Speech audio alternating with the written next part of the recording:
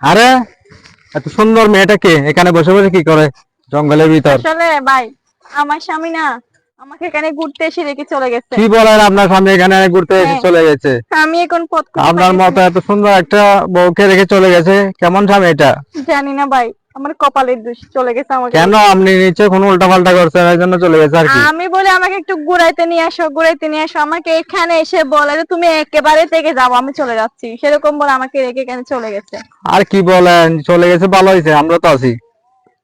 আপনাদেরকে চিনি রাখি ভাই, আমি আরে চিনেন না, কি হয়েছে, আমরা আমাদেরকে চিনবেন আর কি আস্তে আস্তে।